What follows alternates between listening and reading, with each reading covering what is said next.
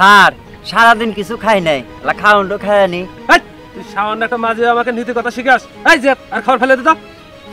বেয়াদব, তুই বড় ভাইয়ের মুখে মুখে কথা বলস।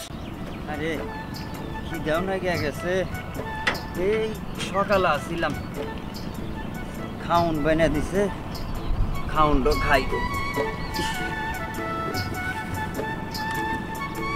আরে ব্যাগও কথা হন না রে,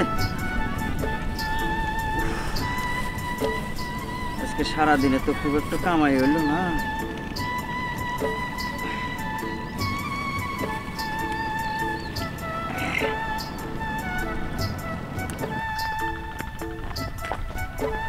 ওই যে তারা, ওই যে নৌকা মাঝেও আছে। চলো তাড়াতাড়ি চল, তাড়াতাড়ি চলো। এই মাঝি আমাদের এবারে পার করে দে। স্যার সারাদিন কিছু খাই নাই, খাওয়ানো খায়নি। এই মাঝির বাচ্চা, আমাদের ওই পারে পার করে দেখাতে পারবি না? জানো সবার 1 মিনিট সময়ের দাম কত? স্যার খাবার তো ওটা না কেনা। তুই সামান্য একটা মাঝে আমাকে নীতি কথা শিখাস? এই যে আর খাবার ফেলে দিত। বেয়াদব, তুই বড় ভাইয়ের মুখে মুখে কথা বলস, তো খাবারই খাবার দেবো না, যা। সাহেব কি করলেন, খাবার ফেলে দিলেন, অমঙ্গল হবো। মঙ্গল অমঙ্গল বুঝি না, তুই আমাদের সাথে বেয়াদবি করছিস, তোর খাবার ফালাই দিছি। এখন আমাদের তাড়াতাড়ি পার করে দে।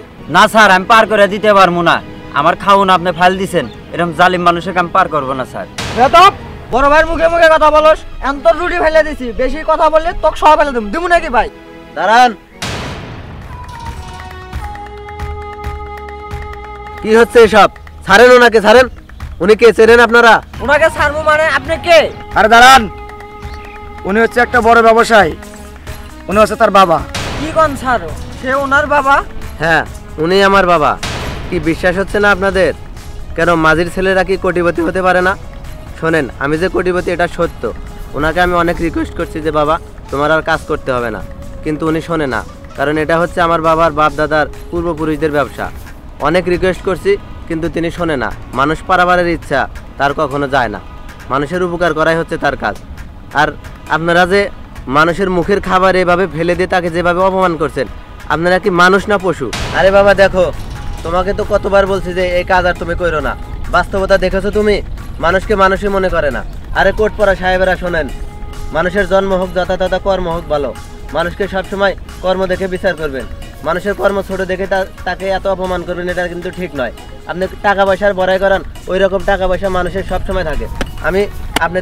আপনাকে আমি টাকা দিয়ে কিনে নিতে পারি, কিন্তু টাকার অহংকার আমাদের নেই। আপনি যান এখান থেকে, যান। বাবা দেখেছো, দেখেছো বাস্তবতা? আমি তোমাকে কত বলছি যে এই কাজ আর তুমি করো না। মানুষ আর এখন কাজ দেখে বিচার করে না, মানুষ এখন টাকা পয়সা দেখে মানুষকে বিচার করে। তুমি এখন আমাকে যতই রিকোয়েস্ট করো, আমি আর তোমাকে এই কাজ করতে দেবো না। বাবা রে, এরও তো হলো আমাদের পূর্বপুরুষের হলো কাজ।